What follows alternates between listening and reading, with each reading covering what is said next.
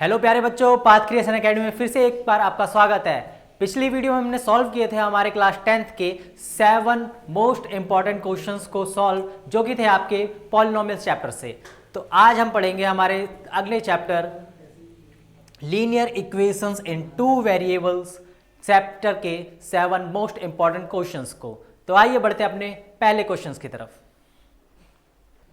तो बच्चों करते हैं अपने पहले क्वेश्चन को सॉल्व, जो है कि है द वैल्यू ऑफ के for which the pair of linear equations this and this have infinitely many solutions is. इसमें हमें फाइंड करना है के की वैल्यू। बेटा लीनियर इक्वेशन क्वेश्चन को सॉल्व करने के लिए आप सबसे पहली बात जो ध्यान रखेंगे वो ये ध्यान रखेंगे कि लीनियर इक्वेशंस जो होनी चाहिए वो आपकी स्टैंडर्ड फॉर्म में होनी चाहिए। आपका स्टैंडर्ड फॉर्म क्या होता है लीनियर इक्वेशंस का, हम पहले ही बात कर चुके हैं कि भाई दो लाइन की अगर इक्वेशंस है तो पहली लाइन का इक्वेशन क्या लेट कर लेंगे, a1x plus b1y plus c1 is equal to 0 and second line का इक्वेशन क्या लेट कर लोगे आप, a2x plus b2y plus c2 is equal to 0। But हम यहाँ पर देखें तो ये के स्क्वायर जो है वो इक्वल के बाद है। के स्क्वायर यहाँ पर हमारा है कॉन्स्टेंट टर्म। कॉन्स्टेंट टर्म को आप लेके जाओगे भाई सी के प्लेस पे, तो कैसे लेके जाएंगे भाई, तो भाई आपका जो फर्स्ट इक्वेशन हो जाएगा वो हो जाएगा क्या होगा, हम के स्क्वायर को भाई राइट साइड से लेफ्ट साइड में लेके आ जाएंगे। क्या हो जाएगा ये k x plus y minus k square is equal to 0। Okay, और जो हमारा सेकंड इक्वेशन हो जाएगा वो हो जाएगा, सेकंड इक्वेशन वो हो जाएगा भाई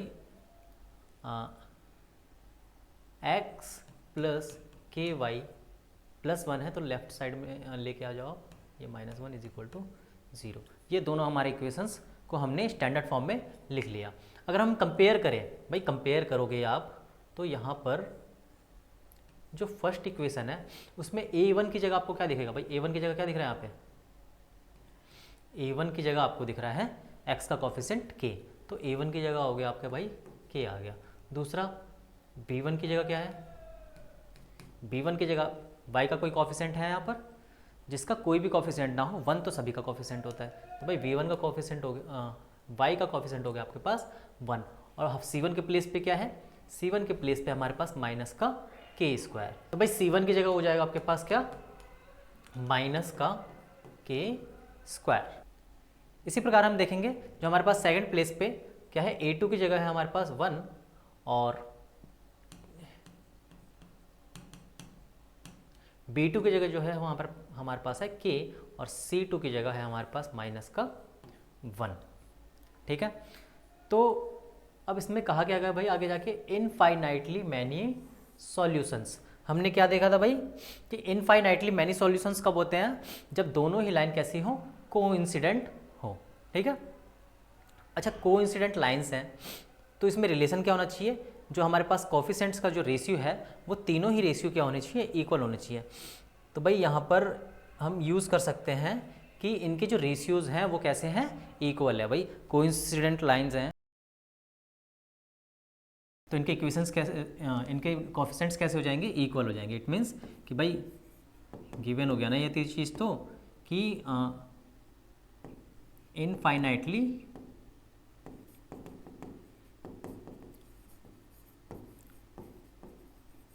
मैनी सॉल्यूशंस हैं। इट मीन्स कि हम ले सकते हैं कि a1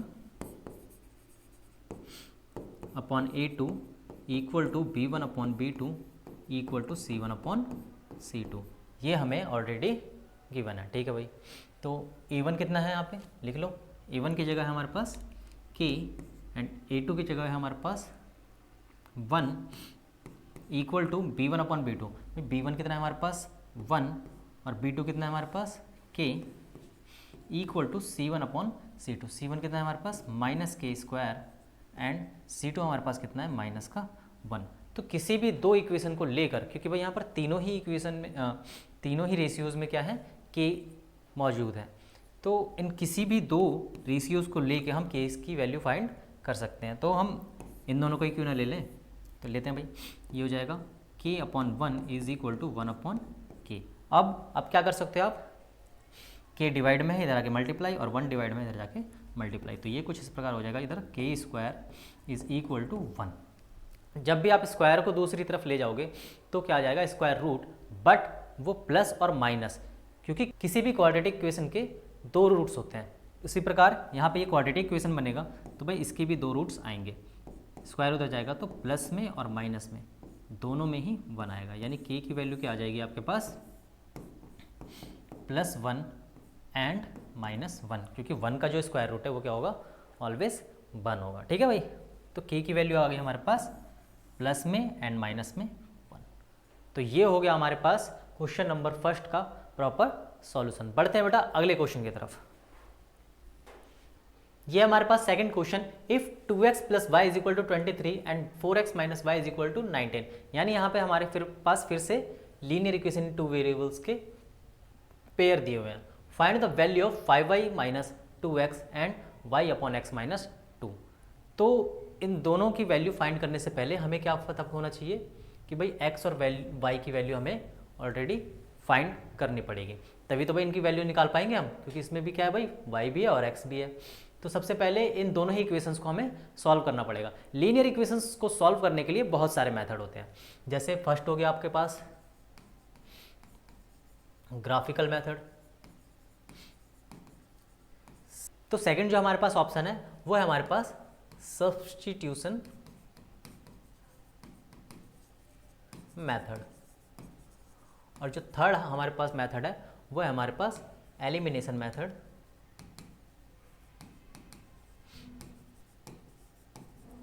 और एक और मेथड है हमारे पास क्रॉस प्रोडक्ट मेथड। तो ग्राफिकल मेथड के लिए आपको ग्राफ रिप्रेजेंट करना पड़ेगा, और सब्स्टिट्यूशन और एलिमिनेशन मेथड, ये दो मेथड है जिनको हम यहाँ पर यूज़ कर सकते हैं। और क्रॉस जो प्रोडक्ट मेथड है वो आपके सिलेबस से भी डिलीट हो चुका है। तो लिखते हैं इन क्वेश्चन को पहले। 2x + y = 23 and second equation है हमारे पास 4x - y = 19। अब भाई कौन सा मेथड आपको हेल्पफुल लग रहा है? देखो, एलिमिनेशन मेथड का हम यूज़ कर सकते हैं यहाँ पर। क्यों? क्योंकि भाई ऑलरेडी हमें y जो है वो दोनों इक्वल दिख रहे हैं, और साइन भी एक पॉजिटिव नेगेटिव है, तो इसको अगर हमने फर्स्ट मान लिया, इसको हमने सेकंड मान लिया। एलिमिनेशन मेथड में हमें करना क्या होता है, किसी भी वेरिएबल को आप क्या करना पड़ेगा, आपको सेम बनाना पड़ेगा, या तो आप x को बना लो या y को बना लो। x हमारे पास है 2x, y है हमारे पास 4x, y है यहाँ पर दोनों ही सेम ऑलरेडी गिवन है। तो यहाँ पे हम क्या कर सकते हैं, अगर मैं फर्स्ट और सेकंड इक्वेशन को ऐड कर दूँ तो हमारे पास यहाँ पर क्या हो जाएगा, y एलिमिनेट हो जाएगा, और जैसे ही y एलिमिनेट हुआ हम x की वैल्यू फाइंड कर सकते हैं। तो भाई 1 और 2 को ऐड कर दो, आप इक्वेशन फर्स्ट को सेकंड के साथ ऐड कर दो, क्या हो जाएगा भाई 2x एंड 4x, ये हो जाएगा आपके पास 6x एंड 23 एंड 19, ये हो जाएगा आपके पास 42। तो भाई x की वैल्यू क्या आ गई यहाँ से 42/6 विच इज़ 7। तो x की वैल्यू तो हमने फाइंड कर ली। अब फिर y की वैल्यू कैसे फाइंड करें? किसी भी इक्वेशन में x की वैल्यू वापस से आप पुट कर सकते हो। तो भाई फ्रॉम फर्स्ट इक्वेशन से देखें तो क्या हो जाएगा आपके पास 2 × x + y = 23 है, x की जगह आप ये पुट कर सकते हो 7, तो 2 × 7 + y = 23। तो यहाँ से y की वैल्यू क्या हो जाएगी बेटा 23, और ये 7 × 2 = 14, जिसको इधर लेके आके आप माइनस कर सकते हो।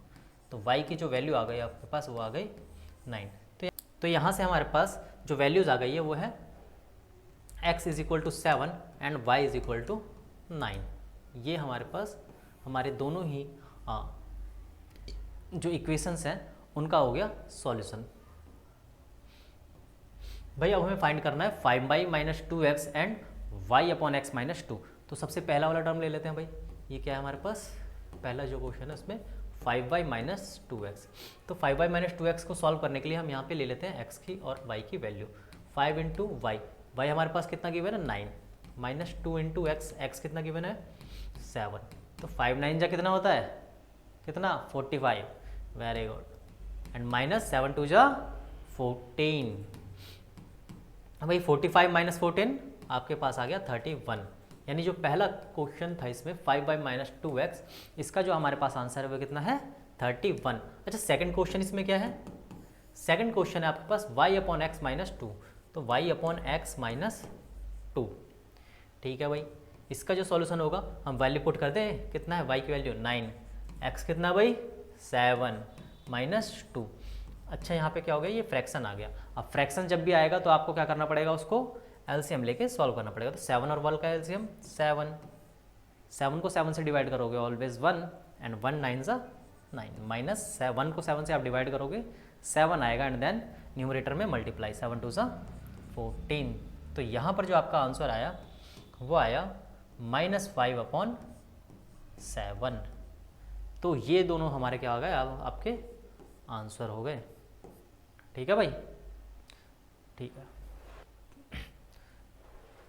तो बच्चों बढ़ते हैं अपने क्वेश्चन नंबर 3 की तरफ, जो कि हमारे पास solve for x and y, यानी हमें x और y की वैल्यू फाइंड करनी है। यहाँ पर फर्स्ट जो इक्वेशन है वो है हमारे पास 2 upon x plus 3 upon y equal to 11। लिख लेते हैं भाई, इसको गिवन है हमारे पास जो इक्वेशन है वो किस है, 2 upon x plus 3 upon y is equal to 11। और जो सेकंड है भाई वो क्या है, 5 upon x minus 4 upon y is equal to -7। अच्छा यहाँ पर तो सॉल्व करना थोड़ा मुश्किल होगा। कैसे मुश्किल होगा भाई, कि अगर हम मान लो एलसीएम भी लेते हैं एक्स और वाई का, तो यहाँ पे हमारे पास क्या क्या कोफिशिएंट्स हो जाएंगे भाई। तो हमारे पास यहाँ पे क्या क्या वेरिएबल बन जाएंगे, एक तो बन जाएगा आपका एक्स, दूसरा बन जाएगा वाई, और तीसरा यहाँ पे जो प्रोडक्ट आएगा वो आ जाएगा एक्स वाई। तो इनको सॉल्व करना थोड़ा मुश्किल होगा। क्यों मुश्किल होगा, क्योंकि यहाँ पर एक्स और वाई दोनों ही प्रोडक्ट में आ गए। अगर हम सब्स्टिट्यूशन भी यूज़ करेंगे तो ये जो इक्वेशन है वो कैसा हो जाएगा, आपका क्वाड्रेटिक हो जाएगा। तो इसलिए हम क्या करते हैं, यहाँ पर एक ट्रिक का यूज़ करते हैं हम। कैसे ट्रिक भाई, हम इक्वेशन को थोड़ा मॉडिफाई कर लेते हैं। कैसे मॉडिफाई करेंगे, देखो हम 1 अपॉन एक्स को ही लेट कर लेते हैं, कितना ए लेट कर लिया, और 1 अपॉन वाई को ही लेट कर लिया हमने, कितना बी लेट कर लिया। तो ये जो इक्वेशन है वो कैसी बन जाएगी, देखते हैं। ये जो इक्वेशन बन जाएगी हमारे पास वो हो जाएगा 2a plus 3 into b is equal to 11। हो जाएगा कि नहीं हो जाएगा भाई। देखो 1 अपॉन एक्स की जगह, या मल्टीप्लाई में कुछ नहीं है तो 1 है, 1 अपॉन एक्स की जगह मैंने अगर a पुट कर दिया तो ये हो गया 2 इंटू ए, हो गया भाई। और सेकंड जो है हमारे पास 3 इंटू बी हो जाएगा इज इक्वल टू 11। इसको हम मान लेते हैं इक्वेशन, अच्छा इसको आप मान लो इक्वेशन फर्स्ट, क्योंकि इसका यूज़ होगा आगे आप, क्योंकि हमें वैल्यू तो एट द एंड एक्स और वाई की फाइंड करनी है ना। तो इसको मान लो आप फर्स्ट और इस इक्वेशन को मान लो आप सेकंड, एंड इसको आप मान लेते हैं हम यहाँ पर इक्वेशन नंबर 3। अच्छा सेकंड वाला क्या हो जाएगा भाई, ये हो गया हमारे पास 5a minus 4y is equal to, ये हो गया हमारे पास -7, जो कि हो गया इक्वेशन 4। अच्छा इसको एलिमिनेशन यहाँ पर लगा सकते हैं हम क्या, देखो जब भी ऐसी कंडीशन बन जाए कि आप मल्टीप्लाई करके उसको इक्वल नहीं कर पा रहे, क्या मल्टीप्लाई करके इक्वल कर पाओगे। अब 2 में किसी की भी मल्टीप्लाई करो, कोई भी अगर आप इंटीजर लोगे तो मल्टीप्लाई करने पर 5 तो आ ही नहीं पाएगा। ऐसे ही आप 3 में किसी की चीज़ की मल्टीप्लाई कर लो, मल्टीप्लाई करने पर 4 तो आ ही नहीं पाएगा। तो हम क्या करते हैं यहाँ पर दोनों में ही मल्टीप्लाई कर देते हैं। दोनों में मल्टीप्लाई कैसे करेंगे, जैसे मान लो हमें बी वाला, सॉरी यहाँ पे एक चीज़ गलत हो गई, ये 4b होगा हमारे पास, ये हो गया हमारे पास 4b। ठीक है, तो यहाँ पर जो है मुझे सेम करने के लिए क्या करना पड़ेगा, इन दोनों का एलसीएम लेना पड़ेगा। भाई क्या है हमारे पास है 3 और 4, इन दोनों का ही एलसीएम आ जाएगा हमारे पास 12। अब यहाँ से 3 से डिवाइड करते हैं 12 को, कितना आएगा 4। तो थर्ड वाले इक्वेशन में मल्टीप्लाई कर दो आप पूरे 4 की, एंड जो सेकंड फोर्थ वाला जो हमारे पास इक्वेशन है उसमें मल्टीप्लाई कर दो किसकी, 4 से डिवाइड करो आप 12 को, कितना आएगा 3 आएगा। तो यहाँ पे मल्टीप्लाई कर दो आप किसकी, 3 की मल्टीप्लाई कर दो। अब जो इक्वेशंस बन जाएंगे हमारे थर्ड और फोर्थ वो कैसे बन जाएंगे, ये हो जाएगा आपका 8a प्लस 4 3 जा 12b इज इक्वल टू 11 4 जा 44। और जो सेकंड इक्वेशन है वो कैसा बन जाएगा भाई, 15a minus 12b is equal to minus का 21। अब देखो अब क्या b वाला टर्म सेम हो गया, बिल्कुल सेम हो गया। अगर हम दोनों को ऐड ही कर दें तो b वाला टर्म यहाँ से एलिमिनेट हो जाएगा। तो भाई एलिमिनेट कर दो, ये हमारे पास थर्ड था और ये फोर्थ था, इसको क्या कर दो ऐड कर दो दोनों को। तो यहाँ से हम ऐड अगर कर देते हैं दोनों को तो कितना हो जाएगा भाई, 8a प्लस 15 है, ये हो जाएगा हमारे पास 23a। 12 बी और 12 बी ये तो एलिमिनेट ही हो गया।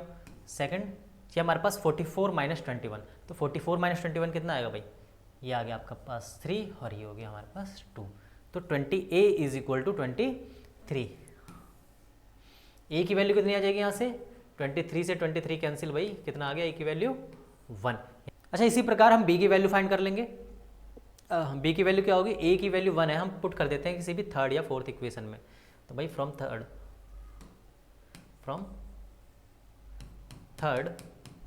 आप क्या करोगे, हमारे पास है 2a plus 3b is equal to 11। तो यहाँ पर a की जो वैल्यू है वो क्या पुट कर लेंगे हम 1। तो ये कितना हो जाएगा भाई, 3b इज इक्वल टू 11 और 2 1 2 इधर आकर माइनस।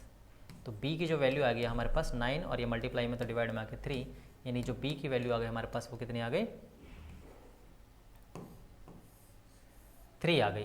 तो भाई a की वैल्यू हमारे पास 1 है और b की वैल्यू हमारे पास 3 है। अब हम इन दोनों को पुट कर देंगे कहाँ, फर्स्ट और सेकंड में। फर्स्ट से हमारे पास x की वैल्यू आ जाएगी, कैसे कि भाई देख लो 1 upon x is equal to कितना है, 1 upon x is equal to हमारे पास a is equal to a की जो वैल्यू है हमारे पास वो कितनी है 1। तो यहाँ से x की जो वैल्यू आ जाएगी वो कितनी आ जाएगी 1 आ गई। पलट दो या फिर आप क्रॉस मल्टीप्लाई कर लो, ठीक है भाई। इसी प्रकार आप जो b की वैल्यू वो कैसे फाइंड करोगे, फ्रॉम सेकंड से कि 1 अपॉन वाई जो है हमें गिवन है वो कितना है, वो है हमारे पास 1 upon y is equal to b, और b की जो वैल्यू है वो है हमारे पास 3। तो यहाँ से y की जो वैल्यू आ गई, y इधर मल्टीप्लाई में और 1 डिवाइड में आ जाएगा, तो y की जो वैल्यू आ गई वो हमारे पास आ गई 1/3। यानी हमारे पास जो x और y की वैल्यू आई है भाई, x की वैल्यू आ गई 1 और y की वैल्यू आ गई हमारे पास 1/3। ये हमारे इस इक्वेशन का, दोनों इक्वेशन का सॉल्यूशन हो गया। अब हमें फाइंड करना आगे, find the value of 5x minus 3y। तो भाई 5x माइनस 3y की हम वैल्यू फाइंड कर सकते हैं कैसे, कि जो हमारे पास देखो 5x माइनस 3y की हमें वैल्यू फाइंड करनी है, जहाँ पर जो 5 है उसको हमने एज इट इज लिख दिया, x की वैल्यू कितनी गिवन है हमें 1 गिवन है x की वैल्यू, तो 1 पुट कर दिया and then minus 3 into y, y की वैल्यू कितनी है 1/3। तो 5 1 ज़ा 5 और माइनस 3 से 3 कैंसिल, ये हो गया -1। तो यानी हमारे पास जो ओवरऑल आंसर आ गया हमारे क्वेश्चन का वो आ गया हमारे पास 4। ठीक है, तो यानी हमने x और y की भी वैल्यू फाइंड कर ली भाई, कितनी आई x और y की 1 और 1/3 आई, और जो हमारे पास find the value of y 5x minus 3y कहा था उसने, इसकी वैल्यू आ गई 4। ठीक है, तो ये हो गया हमारे क्वेश्चन नंबर 3 का प्रॉपर सॉल्यूशन। बढ़ते हैं अपने क्वेश्चन नंबर 4 की तरफ। क्वेश्चन नंबर 4 है हमारे पास 5 pencil and 7 pens together cost 250 whereas 7 pencils and 5 pens together cost 302। यानी हमारे पास दो कंडीशन गिवन है। फर्स्ट जो कंडीशन है कि भाई 5 पेंसिल और 7 पेन का जो टुगेदर कॉस्ट है वो कितना है 250। तो ऐसे क्वेश्चन में आप ऑलवेज इनके कॉस्ट को क्या लेट कर लोगे x एंड y। तो भाई मैं लेट कर लेता हूँ, लेट कॉस्ट ऑफ 1 पेंसिल, एक पेंसिल का जो कॉस्ट है वो क्या मान लेते हैं हम, एक पेंसिल का जो कॉस्ट है उसको हम मान लेते हैं x रुपीज मान लो भाई, एक पेंसिल का जो कॉस्ट है उसको मान लेते हैं हम, एक पेंसिल का जो कॉस्ट है उसको मान लेते हैं हम x rupees, and cost of जो second pen and cost of 1 pen, एक पेन का जो कॉस्ट है उसको कितना मान लेते हैं हम y रुपीज। ठीक है भाई, तो अकॉर्डिंग टू क्वेश्चन देखें अगर हम, अकॉर्डिंग टू क्वेश्चन देखें अगर हम, तो क्या बोला भाई 5 पेंसिल और 7 पेन का टुगेदर जो कॉस्ट है वो कितना है 250। एक पेंसिल का कॉस्ट हमने x माना, तो 5 पेंसिल का कॉस्ट कितना हो गया 5 इंटू एक्स, सिंपल है भाई। तो ये हो गया 5x प्लस साथ में 7 पेन्स भी है, तो 7y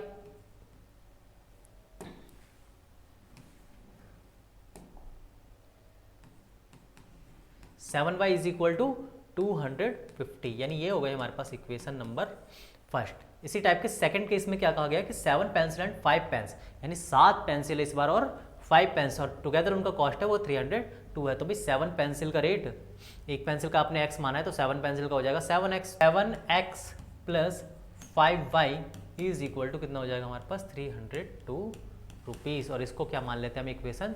हमें फाइंड क्या करना है, हमें फाइंड करना है cost of 1 pencil and cost of 1 pen. तो अगर हम x और y की वैल्यू फाइंड कर लेते हैं तो यही तो हमारे पास कॉस्ट ऑफ 1 पेंसिल और कॉस्ट ऑफ 1 पेन हो जाएगा। तो आइए सॉल्व करते हैं इसको भी।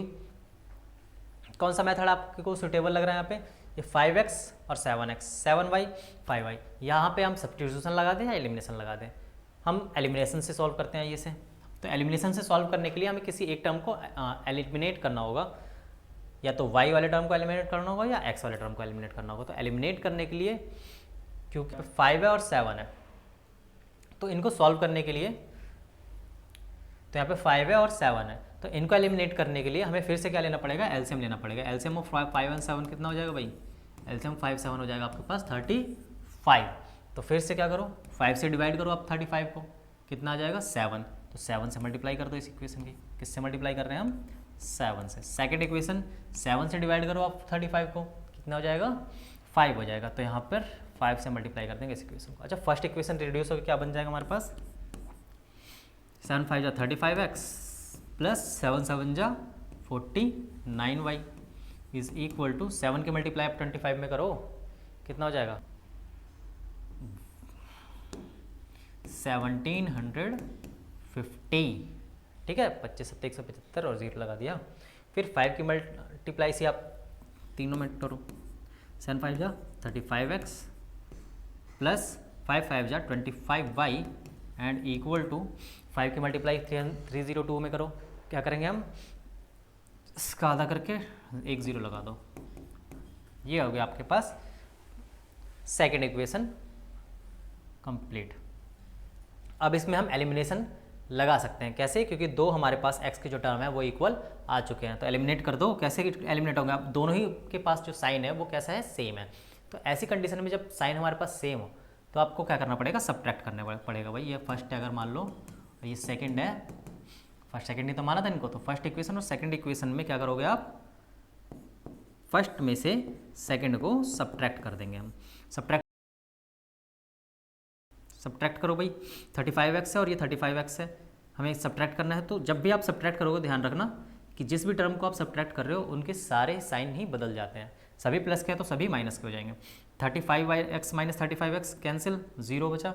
49y माइनस 25y घटा लो भाई, कितना हो जाएगा 24y इज इक्वल टू, और यहाँ पर 1750 में से 1510 को माइनस करोगे तो यहाँ पे क्या आ जाएगा भाई 240। तो जो y की वैल्यू आएगी वो क्या आएगी, 24 से 240 कैंसिल होगा तो y की जो वैल्यू आ गई हमारे पास वो हो गई हमारे पास 10। अब इसी प्रकार से हमें x की वैल्यू फाइंड करनी है। तो x की वैल्यू फाइंड करने के लिए आप किसी भी इक्वेशन में y की वैल्यू हम पुट कर सकते हैं। तो भाई फ्रॉम फर्स्ट ले लो, फ्रॉम फर्स्ट ही ले लो, कितना है 5x plus 7y, 5x plus 7y is equal to 250 है। तो भाई इस फर्स्ट इक्वेशन में मैं y की वैल्यू पुट कर देता हूँ। तो 5 इंटू एक्स प्लस 7 इंटू यहाँ पर क्या है y की वैल्यू 10 है, तो 10 पुट कर दिया हमने। तो यहाँ से जो वैल्यू आ गई 250, 70 प्लस का उधर जाके माइनस, ये हो गया हमारे पास 180 एंड देन यहाँ से x 5 मल्टीप्लाई में है, डिवाइड में जाके 180 अपॉन 5 से डिवाइड करना है, मल्टीप्लाई 2 से करके और उसका हाफ, 0 कैंसिल कर दो। तो ये कितना हो जाएगा हमारे पास 36। ठीक है, यानी x की वैल्यू कितनी आ गई 36 और y की वैल्यू हमारे पास कितनी आ गई 10 आ गई। तो यहाँ से जो कॉस्ट ऑफ 1 पेन है, कॉस्ट ऑफ 1 पेन, ये क्या माना था हमने, कॉस्ट ऑफ 1 पेन क्या माना था, y माना था। तो यानी y की वैल्यू 10, यानी कितना हो गया 10 रुपीज़। यानी एक पेन का जो कॉस्ट है वो कितना पड़ा आपको 10 रुपीज़ का। और कॉस्ट ऑफ 1 पेंसिल, इसको क्या माना था हमने, x माना था। तो कॉस्ट ऑफ 1 पेंसिल कितना पड़ जाएगा आपको, इज इक्वल टू 36 रुपीज़। ठीक है भाई, पेन से महंगा पेंसिल है, चलो कोई नहीं। ये हो गया आपका क्वेश्चन नंबर 4 का प्रॉपर सॉल्यूशन। बढ़ते हैं अगले क्वेश्चन की तरफ। तो आइए बच्चों सॉल्व करते हैं अपना क्वेश्चन नंबर 5, जो कि हमारे पास इन अ 2 digit number the digit in the unit place is twice of the digit in the tens place. तो बेटा जब भी डिजिट वाले क्वेश्चन आते हैं आप और कौन से डिजिट, कितने डिजिट के हैं ये 2 डिजिट, तो 2 डिजिट को आप क्या करोगे एक्सपेंडेड फॉर्म में कर लोगे। अगर मैं यूनिट प्लेस का डिजिट जो है वो क्या मान लो x, भाई लेट कर लेते हैं हम यहाँ पर, लेट कर लो कि unit place digit, unit place digit समझ रहे हो। मान लो अगर हमारे पास 52 है तो ये हमारे पास जो 2 है वो क्या है आपका यूनिट प्लेस डिजिट है, डिजिट। और जो हमारे पास 5 है वो क्या है हमारे पास, वो है tens place digit, tens place digit. तो इसको आप लिख कैसे सकते हो, अगर मैं एक्सपेंडेड फॉर्म में लिखना चाहूँ तो आप लिख सकते हो नहीं कि 50 + 2, और इसको लिख सकते हो आप 5 × 10 + 2, यहाँ पे 2 आपका यूनिट प्लेस डिजिट है और 5 आपका टेंस प्लेस डिजिट है। तो इसी प्रकार से अगर मैं यूनिट प्लेस डिजिट को क्या मान लूँ, x मान लूँ, और टेंस प्लेस डिजिट को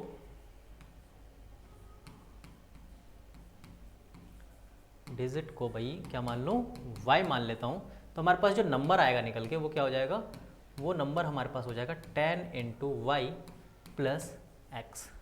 ठीक है।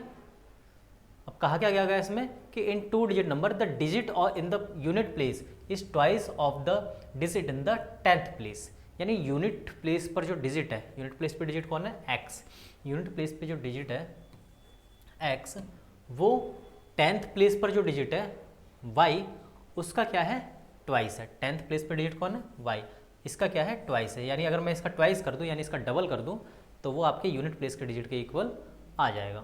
तो ये तो किसने कहा, ये हमें क्वेश्चन ने कहा है भाई, अकॉर्डिंग टू क्वेश्चन। अच्छा इस इक्वेशन को क्या मान सकते हैं हम, इसको आप मान लो फर्स्ट और इसको आप मान लो इक्वेशन सेकंड। ठीक है भाई। आगे क्या बोला गया है, if the digits are reversed. अच्छा डिजिट को अगर रिवर्स कर दिया जाए, रिवर्स करने पर ये नंबर न्यू नंबर क्या हो जाएगा, रिवर्स करने पर जो आपका न्यू नंबर है वो कुछ इस प्रकार का बन जाएगा कि उसके डिजिट इंटरचेंज हो जाएंगे। जहाँ पर x था वहाँ y आ जाएगा, जहाँ y था वहाँ पर x आ जाएगा। तो y की जगह x आ जाएगा भाई, और x की जगह क्या आ जाएगा आपके पास y आ जाएगा। ये आपका हो गया न्यू नंबर।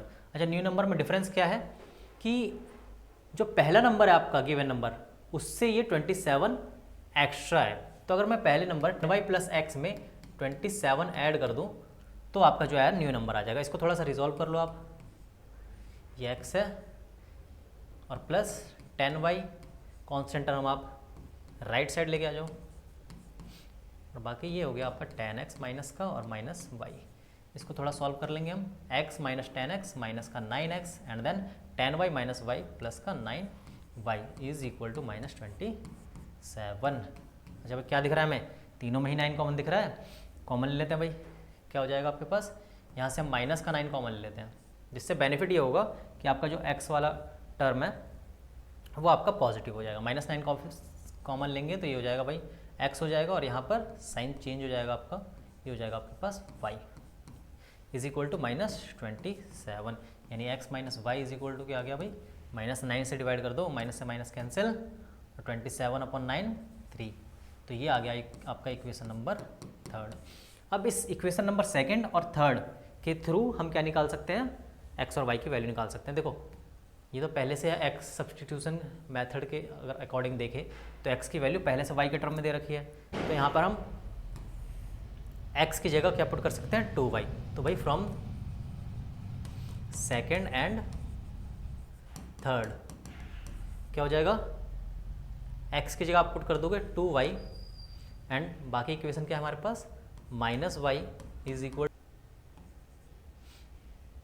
तो भाई 2y minus y is equal to 3, तो y की वैल्यू क्या आ गई 3। ये आ गई आपके पास y की वैल्यू। और वापस से इक्वेशन 2 से भाई फ्रॉम इक्वेशन 2 क्या आ जाएगा आपके पास x की value, x is equal to 2 × y कितना निकाला हमने 3 निकाला भाई, तो x की वैल्यू आ गई आपके पास 6। इट मीन्स जो हमारे पास नंबर था, नंबर क्या था हमारे पास, नंबर था हमारे पास 10 × y + x। तो 10 × y कितना हमारे पास 3 प्लस x कितना भाई 6। तो ये हो जाएगा आपका 10 था 30 और 6, यानी ये हो जाएगा आपका नंबर 36। ठीक है भाई, तो ये हो गया आपका क्वेश्चन नंबर 5 का सॉल्यूशन। तो भाई बढ़ते हैं अपने क्वेश्चन नंबर 6 की तरफ, जो कि है the present age of a father is 3 years more than 3 times the age of his son. बेटा ये एज रिलेटेड जो प्रॉब्लम्स है ये बहुत ज़्यादा इंपॉर्टेंट है आपके एग्जाम पॉइंट ऑफ व्यू से। 3 years hence the father's age will be 10 years more than. ठीक है, तो भाई प्रेजेंट एज को आप ऑलवेज लेट करोगे इसमें, let present age of son is equal to x years, यानी प्रेजेंट एज क्या मान लोगे आप, सन की मान लोगे एक्स ईयर। क्यों? क्योंकि सन की एज से रिलेट किया गया है फादर की एज को, एंड देन फादर की एज क्या मान लोगे,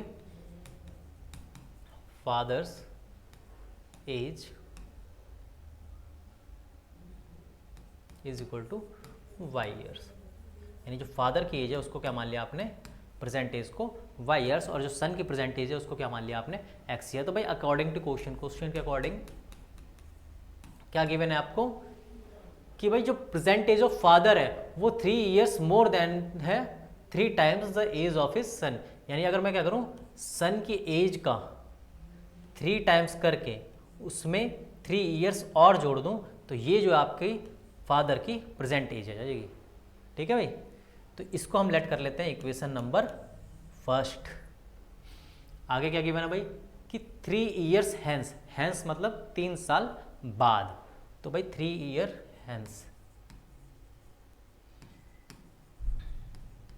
तब 3 years हैंस की बात की गई है तो आप क्या कर लोगे, दोनों की ही एज में 3 साल आप ऐड कर दोगे। तो भाई सन की एज क्या हो जाएगी उस टाइम, सन की एज हो जाएगी x + 3, और जो फादर की एज हो जाएगी वो हो जाएगी आपकी y + 3। ठीक है, और क्या कंडीशन गिवन आगे कि 3 years hence the father's age will be 10 years more than twice the age of the son, यानी जो उस टाइम सन की एज है उसका अगर मैं ट्वाइस कर दूं और उसमें 10 year और ऐड कर दूं तो वो किसके इक्वल हो जाएगी, वो आपके फादर के एज के इक्वल हो जाएगी। इसको थोड़ा सा हम रिजॉल्व कर लेते हैं भाई, ये हो जाएगा आपके पास 2x + 6 एंड y + 3, लेके चले जाओ आप इसको, 2x +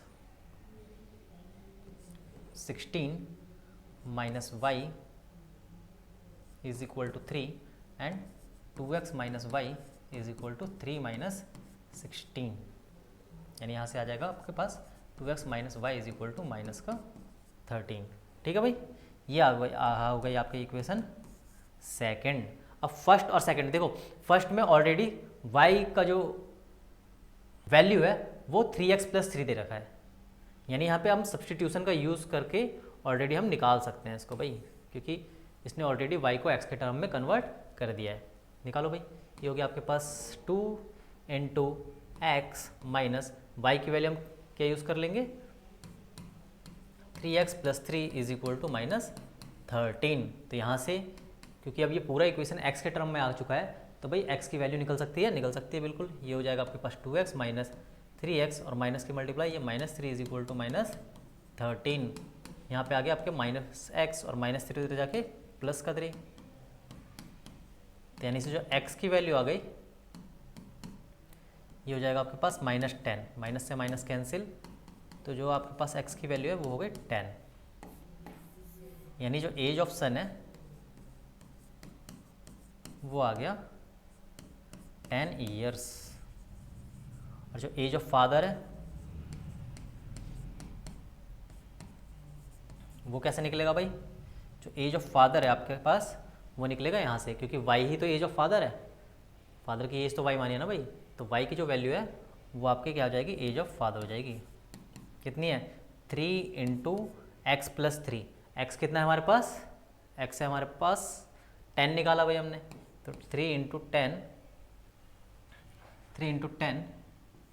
प्लस कितना है 3, तो ये आ गया हमारे पास 10 3 × 30 + 3 यानी 33। तो एज ऑफ फादर क्या आ गई आपके पास 33 years। ठीक है, तो ये आ गई एज ऑफ फादर 33 ईयर्स और जो सन है वो कितने साल का भाई 10 साल का है। ठीक है, बढ़ते हैं अपने क्वेश्चन नंबर 7 की तरफ, जो कि हमारे पास a man can row downstream, अच्छा downstream and upstream. ये वाले जो क्वेश्चन है वो आपके बोर्ड एग्जाम में बहुत ही ज़्यादा इंपॉर्टेंट है, एक ना एक क्वेश्चन आपको ऐसा मिल ही जाएगा। तो इन क्वेश्चन को सॉल्व करने के लिए हम क्या करते हैं, थोड़ा कंसेप्ट समझ लेते हैं। ये तो अपस्ट्रीम की अगर बात की जाए तो अपस्ट्रीम मतलब क्या, कि जिस डायरेक्शन में रिवर का फ्लो होगा उसके अपोजिट डायरेक्शन में अगर पर्सन है तो पर्सन, या फिर अगर कोई वोट है तो उस वोट का फ्लो होगा। तो इस टाइम पर जो स्पीड होती है अपस्ट्रीम में, जो आपकी स्पीड होगी वो क्या हो जाएगी x माइनस वाई, जहाँ पर x क्या होगा इस पर्सन या वोट की स्पीड हो जाएगी और y जो है वो क्या होगा बेटा, वो हो जाएगी इस स्ट्रीम की स्पीड। ठीक है, तो इतने kilometre x minus y kilometre per hour. और अगर डाउन स्ट्रीम में है,